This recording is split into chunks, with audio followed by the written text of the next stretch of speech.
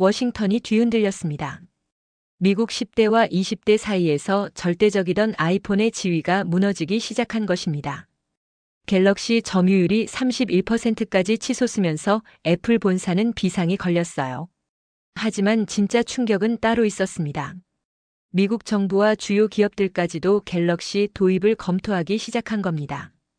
20년간 애플 마케팅을 담당했던 백악관 기술 자문관조차 자신의 신념이 흔들리는 상황에 직면했어요. 도대체 갤럭시에는 어떤 비밀이 숨어 있는 걸까요? 미국 기성세대가 인정할 수밖에 없었던 한국 기술의 진짜 실력, 지금 시작합니다. 여러분은 한국 기술이 어떻다고 생각하시나요? 잘하고 있다면 잘한다. 아직 부족하다면 더 열심히를 댓글로 달아주세요. 그 전에 구독과 좋아요 먼저 부탁드립니다. 저는 에이든 그레이입니다. 53살로 현재 백악관 상무부에서 기술 자문관으로 일하고 있습니다. 그 전에는 15년 동안 애플에서 마케팅 임원으로 근무했죠. 아이폰이 세상을 바꿔나가는 과정을 직접 지켜본 사람입니다. 그날은 백악관 서관 2층 기술정책 브리핑룸에서 분기별 스마트폰 시장 현황 회의가 있었어요. 저는 평소처럼 여유로운 마음으로 회의실에 들어섰습니다. 애플이 여전히 프리미엄 시장을 장악하고 있을 거라 믿었거든요. 시장 분석팀 리더 제시카가 프리젠터를 켰습니다. 대형 스크린에 첫 번째 그래프가 떠올랐는데 저는 그 순간 숨이 멎는 느낌을 받았어요. 미국 10대, 20대 스마트폰 점유율 변화. 아이폰 68%에서 59%로 하락. 갤럭시 24%에서 31%로 상승. 손끝이 차가워졌습니다. 더 충격적인 건 글로벌 데이터였어요. 삼성 19.6%로 1위, 애플 16.2%로 2위. 한국 내수 시장에서는 갤럭시가 82%를 차지하고 있었습니다. 저는 의자에 주저앉았습니다. 20년 동안 쌓아온 신념이 한순간에 흔들리는 느낌이었어요. 제시카가 이어서 설명했습니다. 20대가 갤럭시를 선택하는 이유 1위는 새로운 기능이었어요. 51%나 됐습니다. 반면 아이폰 선택 이유는 브랜드 이미지가 43%로 1위였고요. 젊은 세대가 브랜드보다 실제 기능을 우선시한다는 뜻이었습니다. 소름이 돋았어요. 더욱 놀라운 건 가격이었습니다. 갤럭시 최신 모델이 아이폰보다 비쌌는데도 선택받고 있었어요. 갤럭시 S25 울트라 $1,300, 아이폰 15 프로 맥스 $1,200. 더 비싸도 선택한다는 얘기였습니다. 브랜드 이미지 변화 추이는 더욱 충격적이었어요. 갤럭시가 혁신적이라는 인식이 40%에서 62%로 상승했습니다. 반대로 아이폰은 78%에서 60%로 하락했어요. 애플이 혁신의 대명사였는데 삼성이 더 혁신적이라고 인식되고 있었습니다. 믿을 수 없었어요. 회의 중간에 줄리안 파커 하원 의원이 들어왔습니다. 그는 삼성 의존도 증가를 국가보안 문제로 연결시켰어요. 핵심 기술을 외국에 의존하는 것의 위험성을 강조했습니다. 제시카가 추가로 공개한 데이터는 더욱 인상적이었어요. 갤럭시로 바꾼 사용자들의 만족도가 91%였습니다. 다시 아이폰으로 돌아가겠다는 응답은 겨우 7%뿐이었어요. 한번 써보면 만족한다는 뜻이었습니다. 회의가 끝나고 사무실로 돌아온 저는 창밖을 바라보며 깊은 생각에 잠겼어요. 20년 동안 믿어왔던 애플의 우위가 정말 무너지고 있는 걸까요? 그때 핸드폰에 메시지가 왔습니다. 21살 아들 이던으로부터였어요. 아빠, 갤럭시로 바꾸려고 하는데 어떻게 생각해? 저는 그 메시지를 보고 얼어붙었습니다. 설마 우리 집까지? 이 문제가 생각보다 훨씬 가까이 와 있다는 걸 깨달았어요. 그날 밤 집에서 이던과 대화를 나눠야겠다고 생각했습니다. 도대체 뭐가 그렇게 불편한지, 갤럭시가 정말 더 좋은지 직접 들어봐야겠다고 말이죠. 하지만 한편으로는 불안했어요. 혹시 제가 놓치고 있는 게 있는 건 아닐까? 20년간 쌓아온 전문성이 뒤처지고 있는 건 아닐까? 82%. 한국에서는 10명 중 8명이 갤럭시를 쓰고 있었습니다. 그 변화가 이제 미국에도 건너오고 있었어요. 그날 저녁 집에 돌아가자 이던이 거실 소파에 앉아 유튜브를 보고 있었습니다. 화면에는 갤럭시 언박싱 영상이 재생되고 있었어요. 젊은 크리에이터가 갤럭시 플립을 접었다 펼쳤다 하면서 감탄하는 모습이었습니다. 저는 이던 옆에 앉았어요. 화면 속 영상의 조회수가 200만을 넘어서고 있었습니다. 댓글도 수천 개가 달려 있었고요. 이던에게 정말 갤럭시로 바꾸려는지 물어봤습니다. 아들은 친구들이 다 좋다고 한다며 자신의 아이폰 14를 꺼내 보였어요. 파일 공유할 때마다 불편하다고 했습니다. 친구들은 갤럭시끼리 퀵시어로 한 번에 보내는데 자신만 카카오톡이나 이메일로 따로 보내야 한다는 거였어요.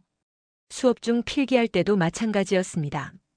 친구들은 S펜으로 바로바로 메모하고 그림도 그리는데 아이폰은 그게 안 된다고 하더군요. 이던이 보여준 친구들의 인스타그램 스토리에는 갤럭시로 필기하는 모습들이 가득했어요. 수학 공식을 손으로 쓰고 과학 시간에는 그림까지 그려가며 정리하고 있었습니다. 다음 날부터 저는 현장 조사를 시작했습니다. 첫 번째 목적지는 맨해튼 타임스퀘어에 있는 대형 전자제품 매장이었어요.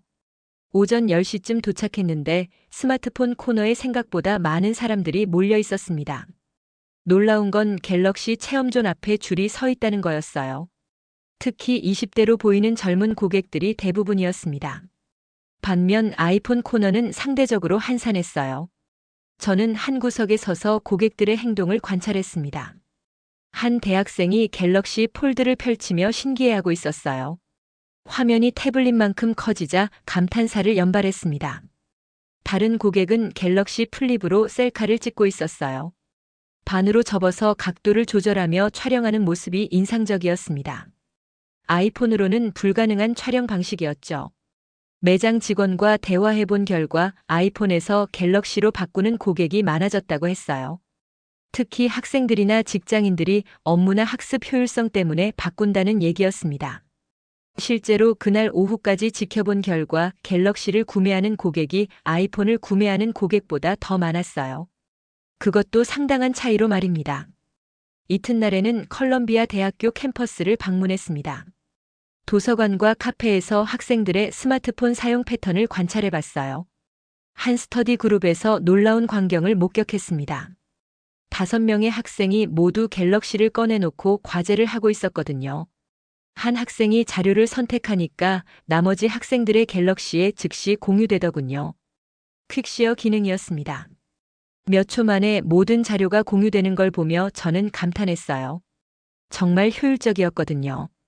다른 테이블에서는 한 학생이 갤럭시 노트로 수학 과제를 하고 있었습니다. S펜으로 복잡한 수식을 직접 써가며 풀고 있었어요. 마치 종이에 쓰는 것처럼 자연스러웠습니다. 카페에서 만난 한 대학원생은 갤럭시 폴드로 논문을 읽고 있었어요. 화면 한쪽에는 PDF 논문을, 다른 쪽에는 메모장을 띄워놓고 동시에 작업하고 있었습니다. 연구할 때 정말 유용하다며 환하게 웃어 보였어요. 그 주말에는 뉴저지에 있는 한 고등학교 축제에 갔습니다.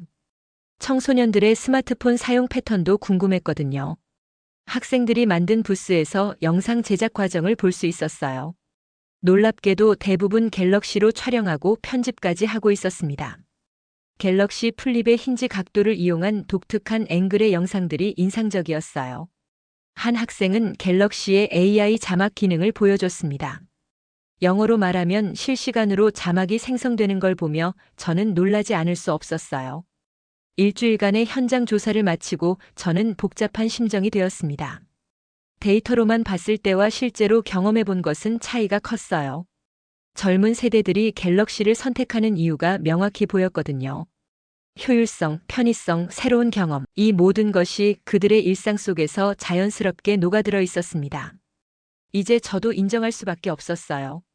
변화의 바람이 불고 있다는 것을 말이죠.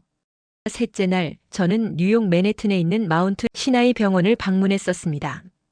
의료 현장에서는 어떤 변화가 일어나고 있는지 궁금했거든요. 응급실에서 놀라운 광경을 목격했습니다. 한 외과 의사가 엑스레이 촬영 결과를 갤럭시 화면에 띄워놓고 S펜으로 직접 표시하고 있었어요. 골절 부위에 빨간 원을 그리고 화살표로 방향을 표시한 다음 간단한 설명까지 손글씨로 써넣었습니다. 환자와 보호자들이 훨씬 쉽게 이해하는 모습이 인상적이었어요. 복잡한 의료 용어 대신 그림과 간단한 글씨로 설명하니까 소통이 빨라졌습니다. 간호사실에서는 또 다른 장면을 봤어요. 간호사들이 갤럭시로 환자 차트를 확인하면서 S펜으로 직접 메모를 추가하고 있었습니다.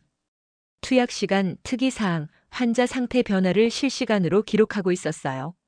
한 간호사가 설명해 줬습니다. 예전에는 종이 차트에 써서 나중에 컴퓨터로 옮겼는데 이제는 바로 디지털로 입력할 수 있어서 시간이 많이 단축된다고 했어요. 그날 오후 병원을 나와 월스트리트 금융가로 향했습니다. 한 투자회사 회의실에서 세일즈 팀 미팅을 참관할 기회가 있었어요. 회의 중에 한 직원이 중요한 전화를 받았습니다. 고객과의 통화였는데 통화가 끝나자마자 갤럭시가 자동으로 통화 내용을 요약해서 텍스트로 보여줬어요. 주요 키워드와 중요한 숫자들이 정리되어 있었습니다. 그 직원은 바로 그 요약본을 팀원들에게 퀵시어로 공유했어요. 회의록을 따로 작성할 필요 없이 몇 초 만에 정보 공유가 끝났습니다. 팀장이 감탄하며 말했어요. 이거 정말 혁신적이야. 회의 효율성이 완전히 달라졌어. 또 다른 스타트업 사무실에서는 한 개발자가 갤럭시 폴드를 펼쳐놓고 코딩을 하고 있었습니다. 화면 한쪽에는 코드 에디터를, 다른 쪽에는 참고 문서를 띄워놓고 작업하고 있었어요. 듀얼 스크린 모니터가 필요 없다고 하더군요. 갤럭시 폴드 하나로 충분히 멀티태스킹이 가능하다는 얘기였습니다. 마케팅팀에서는 또 다른 활용법을 봤어요. 직원들이 갤럭시로 제품 홍보 영상을 촬영하고 있었습니다. 갤럭시 플립을 이용해서 다양한 각도의 촬영이 가능했어요. 특히 인상적이었던 건 AI 편집 기능이었습니다. 촬영한 영상을 갤럭시에서 바로 편집하고 자막까지 자동으로 생성할 수 있었어요. 전문 장비 없이도 퀄리티 높은 콘텐츠를 만들어내고 있었습니다. 카페나 레스토랑에서까지 갤럭시로 결제를 하고 있었어요. 삼성페이를 이용해서 카드를 꺼낼 필요 없이 스마트폰만 갖다 대면 결제가 완료됐습니다. 음식점 사장님의 말이 요즘 고객들의 결제 패턴이 갤럭시 쓰는 손님들이 정말 많아졌어요. 애플페이보다 삼성페이가 더 널리 쓰이는 것 같아요. 더 빠르고 안정적이거든요. 지하철역에서도 비슷했어요. 출퇴근하는 직장인들이 대부분 갤럭시를 지하철 카드 리더기에 갖다 대며 개찰구를 통과하고 있었습니다. 한 직장인이 갤럭시 워치와 갤럭시 스마트폰을 연동해서 사용하는 모습도 인상적이었어요. 손목에 차고 있는 워치로도 결제가 가능했고 스마트폰 알림도 받을 수 있었습니다. 며칠간의 조사 결과 갤럭시가 단순한 스마트폰을 넘어서 생활도구로 자리 잡고 있다는 걸 깨달았습니다. 병원에서는 의료진의 업무 효율성을 높였고 회사에서는 회의와 업무 생산성을 개선했어요. 일상에서는 결제와 교통 이용을 더욱 편리하게 만들었습니다. 지난 일주일에 현장 조사했던 것들을 깊이 생각해 봤어요. 이건 단순한 제품 교체가 아니라 생활 방식의 변화였습니다. 갤럭시는 사용자의 일상 속에서 없어서는 안 될 도구가 되고 있었어요. 아이폰도 훌륭한 제품이지만 생활 밀착형 혁신에서는 갤럭시가 한 발 앞서 나가고 있다는 생각이 들었습니다. 이제 저도 왜 젊은 세대들이 갤럭시를 선택하는지 이해할 수 있었어요. 로스앤젤레스의 상황도 마찬가지였어요. 특히 콘텐츠 제작 업계에서는 엄청난 변화가 일어나고 있었죠. 할리우드 인근 크리에이터 스페이스에 도착했을 때 제 눈앞에 펼쳐진 광경은 정말 놀라웠습니다. 수십 명의 젊은 크리에이터들이 전문 카메라 대신 갤럭시로 영상을 촬영하고 있더라고요. 한 틱톡 크리에이터가 갤럭시 플립을 반으로 접어서 독특한 각도로 촬영하고 있었어요. 힌지 부분을 삼각대처럼 활용해서 핸즈프리 촬영도 가능했습니다. 전문 장비 없이도 안정적인 영상을 만들어내고 있었죠. 다른 크리에이터는 갤럭시 폴드의 듀얼 뷰 기능을 활용하고 있었습니다. 촬영하면서 동시에 실시간으로 결과물을 확인할 수 있어서 재촬영할 필요가 없다고 하더군요. 가장 인상적이었던 건 AI 편집 기능이었어요. 촬영이 끝나자마자 갤럭시가 자동으로 하이라이트 구간을 찾아서 편집해줬습니다. 음성 인식을 통해 자막을 생성하고 배경음악도 영상 분위기에 맞춰 자동으로 추천해줬어요. 한 유튜버가 보여준 통계는 더욱 충격적이었습니다. 갤럭시로 제작한 영상들이 전문 장비로 만든 것보다 조회수가 더 높다는 거였어요. 광고 에이전시에서 만난 프로듀서는 갤럭시로 제작한 광고의 제작비가 기존 대비 30% 절감됐다고 했습니다. 촬영부터 편집까지 모든 과정을 하나의 기기로 완성할 수 있어서 인력과 장비 비용을 대폭 줄일 수 있었던 거죠. 실제로 슈퍼볼 광고 중 일부가 갤럭시로 제작됐다는 얘기도 들었어요. 전문가들도 품질 면에서 차이를 느끼지 못할 정도라고 했습니다. 베니스 비치에서는 인플루언서들의 촬영 현장을 볼 수 있었어요. 패션, 뷰티, 라이프스타일 분야의 크리에이터들이 모두 갤럭시를 사용하고 있었습니다. 특히 갤럭시의 프로 모드가 인기였어요. 전문 카메라에서나 볼 수 있었던 수동 설정 기능들을 스마트폰에서 구현할 수 있었거든요. 한 뷰티 인플루언서는 갤럭시의 인물 모드에 감탄했어요. 배경을 자연스럽게 블러 처리하면서도 얼굴 디테일은 선명하게 살려주는 기능이 정말 뛰어나다고 하더군요. 음식 블로거들도 갤럭시를 선호하고 있었어요. 음식 촬영에 특화된 모드가 따로 있어서 색감이 더욱 생생하게 나온다고 했습니다. 한 마케팅 에이전시 대표는 소상공인이나 중소기업들이 갤럭시 하나로 홍보 영상을 직접 제작할 수 있게 되었다며 영상 편집을 배우려는 소상공인 대표님들이 많아졌다고 했어요. 예전에는 수백만 원이 들었던 영상 제작을 이제는 몇 시간 투자로 완성할 수 있다고 했습니다. 실제로 한 베이커리 사장이 갤럭시로 직접 제작한 홍보 영상을 봤는데 퀄리티가 정말 놀라웠어요. 빵 만드는 과정을 타임랩스로 촬영하고 AI가 자동으로 편집해서 감각적인 영상으로 완성해냈더군요. 그날 하루 종일 콘텐츠 제작 현장을 돌아보며 저는 또 한 번 충격을 받았습니다. 갤럭시가 단순한 소비 도구에서 창작 도구로 진화하고 있었어요. 전문가의 영역이라고 여겨졌던 영상 제작이 이제는 누구나 할 수 있는 일상이 되고 있었습니다. 기술의 민주화가 일어나고 있는 거였죠. 호텔로 돌아가는 길에 저는 생각했어요. 애플도 훌륭한 카메라를 가지고 있지만 창작 생태계를 바꾸는 건 갤럭시였습니다. 이제 브랜드가 아니라 실제 성과가 표준을 만들어가고 있었어요. 로스앤젤레스에서의 조사를 마치고 워싱턴으로 돌아온 저는 복잡한 심정이었습니다. 갤럭시의 약진이 단순한 유행이 아니라는 걸 확인했지만 여전히 마음 한구석에서는 의문이 들었거든요. 사무실에 도착하자마자 제시카가 새로운 보고서를 들고 왔습니다. 글로벌 디스플레이 시장 현황에 관한 자료였어요. 제시카가 보여준 데이터는 예상 밖이었습니다. 아이폰에 들어가는 OLED 디스플레이의 약 50%가 삼성 디스플레이에서 공급되고 있다는 내용이었어요. 저는 잠시 안도감을 느꼈습니다. 결국 삼성도 애플에 의존하고 있는 구조라는 생각이 들었거든요. 아이폰 없이는 삼성 디스플레이 사업도 타격을 받을 테니까요. 하지만 그 안도감은 오래가지 않았습니다. 다음 페이지를 넘기자 더욱 충격적인 내용이 나타났어요. 중국의 BOE가 미국 국제무역위원회에서 특허 침해로 패소했다는 소식이었습니다. 결과적으로 앞으로 14년 8개월 동안 미국 내 수입이 제한적으로 금지된다는 거였어요. 이는 곧 삼성 디스플레이의 시장 지위가 더욱 강화된다는 뜻이었습니다. 애플 입장에서는 선택지가 더욱 제한될 상황이었죠. 제시카가 고개를 끄덕이며 말했어요. 대안이 많지 않다는 설명이었습니다. 저는 그 말을 들으며 씁쓸함을 느꼈어요. 경쟁사이면서 동시에 핵심 부품 공급사라니 이보다 복잡한 관계가 또 있을까 싶었습니다. 오후에 줄리안 파커 의원의 사무실에서 연락이 왔습니다. 긴급히 만나고 싶다는 내용이었어요. 의사당으로 향하는 길에 저는 무슨 일인지 궁금했습니다. 줄리안 의원 사무실에 도착하자 그는 심각한 표정으로 저를 맞았어요.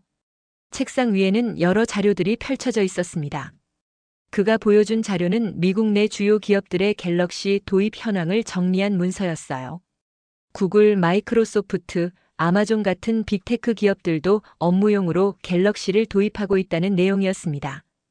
보안성과 생산성을 이유로 말이죠. 더 놀라운 건 정부 기관들이었어요. 국방부, 교육부, 보건복지부 등에서 갤럭시 시범 운영을 진행 중이라는 내용이었습니다. 저는 그 자료들을 보며 당황스러웠어요. 민간 기업을 넘어서 정부 기관까지도 갤럭시를 선택하고 있다니 상황이 생각보다 훨씬 진전됐다는 뜻이었거든요. 줄리안이 조심스럽게 대책 마련의 필요성을 언급했습니다. 저는 그 말의 의미를 알 수 있었어요. 정치적인 압력이나 규제를 통해 갤럭시의 확산을 막자는 얘기였죠. 하지만 지난 며칠간의 현장 조사를 통해 본 것은 달랐어요. 사람들이 갤럭시를 선택하는 이유는 명확했습니다. 더 편리하고 생산적이었거든요. 저는 신중하게 대답했습니다. 성급한 판단보다는 정확한 실태 파악이 먼저라고 말이죠. 줄리아는 제 대답에 살짝 실망한 기색을 보였지만 더 이상 추궁하지는 않았습니다. 사무실로 돌아오는 길에 저는 복잡한 감정에 휩싸였어요. 한편으로는 미국 기업의 경쟁력이 걱정되었지만 다른 한편으로는 소비자와 기업들이 더 나은 선택을 하고 있다는 생각도 들었거든요. 그날 밤 집에서 이던과 저녁을 먹으며 대화를 나눴습니다. 아들의 생각이 궁금했어요. 이던은 솔직하게 말했습니다. 좋은 걸 쓰는 게 뭐가 문제냐는 거였어요. 국적이 중요한 게 아니라 성능이 중요하다는 젊은 세대의 관점이었죠. 이던의 말에 저는 할 말을 잃었어요. 젊은 세대의 관점은 확실히 달랐습니다. 브랜드나 국적보다는 실제 사용 경험을 중시했거든요. 그날 밤 잠자리에 들면서 저는 많은 생각을 했습니다. 과연 무엇이 옳은 선택일까? 정치적 고려와 실용적 판단 사이에서 균형을 찾을 수 있을까? 한 가지 분명한 건 앞으로 더 큰 변화가 기다리고 있다는 점이었어요. 갤럭시의 약진이 단순히 스마트폰 시장에 국한된 문제가 아니라는 걸 깨달았거든요. 미국 사회 전반에 걸친 기술 선택의 문제였고, 이는 곧 미래 경쟁력과도 직결되는 사안이었습니다. 더 깊은 층위에서는 혁신에 대한 인식 변화가 일어나고 있었어요. 젊은 세대들은 기술의 국적보다 실제 성능과 편의성을 우선시했습니다. 이런 변화가 정치권과 기성세대에게는 위기로 느껴질 수 있지만 결국 시장의 자연스러운 진화 과정이라는 생각이 들었어요. 저는 창밖을 바라보며 고민했습니다. 제가 해야 할 역할은 무엇인가? 정치적 압력에 굴복해서 편향된 보고서를 작성하는 것인가? 아니면 객관적인 데이터를 바탕으로 진실을 말하는 것인가? 답은 이미 정해져 있었습니다. 3월 둘째 주 워싱턴에서는 기술 산업에 대한 중요한 청문회가 열렸습니다. 줄리안 파커 의원이 주도하는 이 청문회의 제목은 외국 기술 의존도 증가와 국가 안보였어요. 저는 정부 측 증인으로 참석하게 되었습니다. 지난 몇 주간의 현장 조사 결과를 바탕으로 증언할 예정이었죠. 청문회장에는 많은 사람들이 몰려 있었습니다. 언론진, 업계 관계자들, 그리고 일반 시민들까지 관심을 보이고 있었어요. 줄리안 의원이 청문회를 시작하며 강한 어조로 말했습니다. 외국 기업에 대한 과도한 의존이 국가 안보를 위협할 수 있다는 우려를 표명했어요. 하지만 곧이어 등장한 증인들의 증언은 예상과 달랐습니다. 뉴욕대 컴퓨터공학과 소피리 교수가 첫 번째 증인으로 나섰어요. 소피 교수는 한국계 미국인으로 오랫동안 AI와 보안 분야를 연구해온 전문가였습니다. 그녀가 제시한 데이터는 청문회장의 분위기를 완전히 바꿔놓았어요. 미국 내 주요 대학과 병원에서 실시한 보안 테스트 결과를 보고드리겠습니다. 소피 교수가 대형 스크린에 자료를 띄웠습니다. 하버드, MIT, 존스홉킨스 병원 등에서 갤럭시와 아이폰을 동시에 테스트한 결과였어요. 보안성 테스트에서 갤럭시가 93.2점을 받았고 아이폰이 91.4점을 받았다는 내용이었습니다. 미미한 차이였지만 갤럭시가 앞선 결과였어요. 더 놀라운 건 업무 효율성 테스트 결과였습니다. 의료진을 대상으로 한 테스트에서 갤럭시 사용자들의 업무 처리 속도가 평균 15% 빨랐다는 데이터였어요. 이는 S펜을 활용한 직접 입력과 멀티 윈도우 기능 덕분입니다. 소피 교수가 설명했습니다. 청문회장이 웅성거리기 시작했어요. 줄리안 의원은 다소 당황한 기색을 보였습니다. 두 번째 증인으로는 뉴저지 의대병원의 카를로스 멘데스 외과 의사가 나섰습니다. 그는 실제 현장에서의 경험을 생생하게 전달했어요. 저희 병원에서는 작년부터 갤럭시를 도입했습니다. 카를로스 의사가 실제 사례를 보여주며 말했습니다. 환자 설명 시간이 평균 30% 단축됐고 의료사고 위험도 현저히 줄어들었습니다. 그는 실제로 엑스레이 화면에 S펜으로 표시하며 환자에게 설명하는 영상을 보여줬어요. 환자와 보호자들의 이해도가 눈에 띄게 향상되는 모습이었습니다. 세 번째 증인은 실리콘밸리의 한 스타트업 CEO였습니다. 그는 업무 생산성 향상 사례를 구체적인 수치로 제시했어요. 직원들이 갤럭시로 바꾼 후 회의 시간이 평균 20분 단축됐습니다. 그가 보여준 데이터는 인상적이었어요. 퀵시어를 통한 빠른 자료 공유, S펜을 통한 실시간 메모, 통화 자동 요약 기능 등이 업무 효율성을 크게 높였다는 내용이었습니다. 줄리안 의원이 반박하려 했지만 증인들이 제시하는 구체적인 데이터 앞에서는 할 말이 없었어요. 마지막으로 제가 증인석에 섰습니다. 지난 몇 주간의 현장 조사 결과를 종합해서 발표할 차례였어요. 저는 처음에 갤럭시의 약진이 일시적인 현상이라고 생각했습니다. 제가 솔직하게 시작했어요. 하지만 현장에서 직접 확인한 결과, 이는 자연스러운 선택의 결과였습니다. 저는 매장에서의 구매 패턴, 대학에서의 학습 효과, 병원에서의 업무 개선, 콘텐츠 제작 분야의 변화 등을 체계적으로 설명했습니다. 사용자들은 브랜드가 아니라 실제 기능과 효용성을 기준으로 선택하고 있었습니다. 제 발언이 끝나자 청문회장은 조용해졌어요. 줄리안 의원도 더 이상 반박하지 못했습니다. 청문회 말미에 위원장이 중요한 발언을 했습니다. 오늘 증언을 바탕으로 연방 조달 가이드라인 개정을 검토하겠습니다. 이는 정부 기관에서도 성능과 효율성을 우선 기준으로 기기를 선택하겠다는 의미였어요. 청문회가 끝난 후 기자들이 몰려들었습니다. 많은 질문이 쏟아졌지만 저는 한 가지만 분명히 말했어요. 데이터가 편견을 이겼습니다. 그날 저녁 뉴스에서는 청문회 결과가 크게 보도됐습니다. IT 선택 기준의 패러다임 변화라는 헤드라인이 인상적이었어요. 청문회 이후 며칠 동안 저는 깊은 고민에 빠져 있었습니다. 지난 한 달간의 경험들이 머릿속에서 정리되지 않았거든요. 사무실에서는 최종 보고서 작성 압박이 들어왔어요. 상무부 장관이 직접 결과를 요구한 상황이었습니다. 저는 처음에 작성했던 초안을 다시 꺼내봤습니다. 갤럭시 약진의 일시적 현상 분석이라는 제목으로 시작된 보고서였어요. 하지만 이제는 그 내용이 완전히 틀렸다는 걸 알고 있었습니다. 금요일 밤늦게 저는 혼자 남아서 보고서를 다시 쓰기 시작했습니다.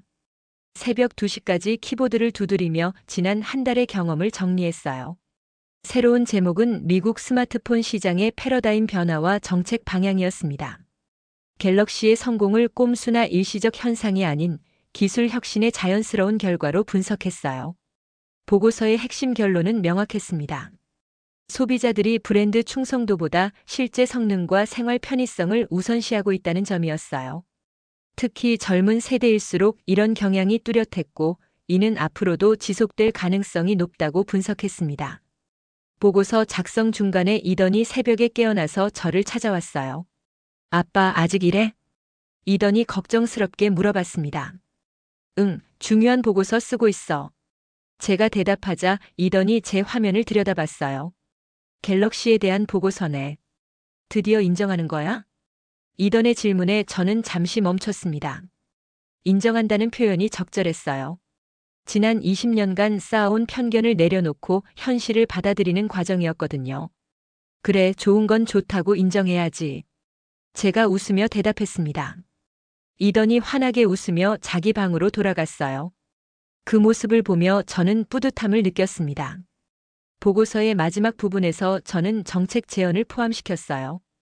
기술 선택에서 국적보다는 성능과 보안성을 우선해야 한다는 내용이었습니다.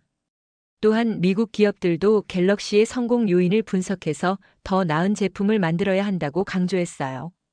경쟁을 통한 발전이 결국 소비자에게 도움이 된다는 논리였습니다. 월요일 아침 완성된 보고서를 상무부에 제출했습니다. 장관의 반응은 예상보다 긍정적이었어요. 객관적이고 균형 잡힌 분석이네요. 장관이 보고서를 읽은 후 말했습니다. 정치적 고려보다는 데이터를 중심으로 접근한 점이 인상적입니다. 보고서 발표 후 언론의 반응도 뜨거웠어요. 일부에서는 친한국 편향이라고 비판했지만 대부분은 현실적이고 합리적인 분석이라고 평가했습니다. 특히 기술업계에서는 환영하는 분위기였어요. 브랜드 편견 없이 순수하게 성능으로 평가받을 수 있는 환경이 조성됐다는 반응이었습니다. 줄리안 의원은 제게 실망감을 표했지만 더 이상 정치적 압력을 가하지는 않았어요. 데이터 앞에서는 할 말이 없었거든요. 그 주말 저는 이던과 함께 전자제품 매장에 갔습니다. 아들이 그토록 원했던 갤럭시를 사러 간 거였어요. 매장에서 이던이 갤럭시를 체험하는 모습을 보며 저는 미소를 지었습니다. 폴더블 화면을 신기해하고 S펜으로 그림을 그려보는 모습이 정말 자연스러웠어요. 아빠도 써볼래? 이던이 갤럭시를 건네줬습니다. 저는 잠시 주저했지만 결국 받아들었어요. 직접 체험해보니 왜 사람들이 좋아하는지 이해가 됐습니다. 매장을 나오면서 저는 생각했어요. 변화를 받아들이는 것이 쉽지는 않지만 때로는 필요한 일이라고 말이죠. 지난 한 달은 제게 큰 학습의 시간이었습니다. 편견을 버리고 현실을 직시하는 법을 배웠어요. 그리고 무엇보다 아들 세대의 선택을 이해하게 됐습니다. 이제 저는 확신할 수 있었어요. 기술의 발전에는 국경이 없다는 것을, 그리고 더 나은 것을 선택하는 것이 결국 모든 사람에게 도움이 된다는 것을 말이죠. 보고서 발표 이후 일주일이 지났습니다. 워싱턴의 분위기는 확연히 달라져 있었어요. 기술 선택에 대한 관점 자체가 바뀌고 있었습니다. 백악관에서는 새로운 기조의 브리핑이 이어졌습니다. 기술 경쟁력 강화를 위해서는 편견 없는 평가가 필요하다는 메시지였어요. 저는 그 변화의 중심에서 묘한 감정을 느끼고 있었습니다. 한 달 전만 해도 상상할 수 없었던 일들이 현실로 나타나고 있었거든요.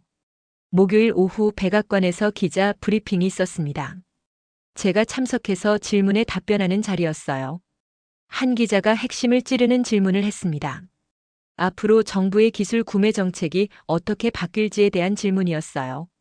저는 신중하게 대답했습니다.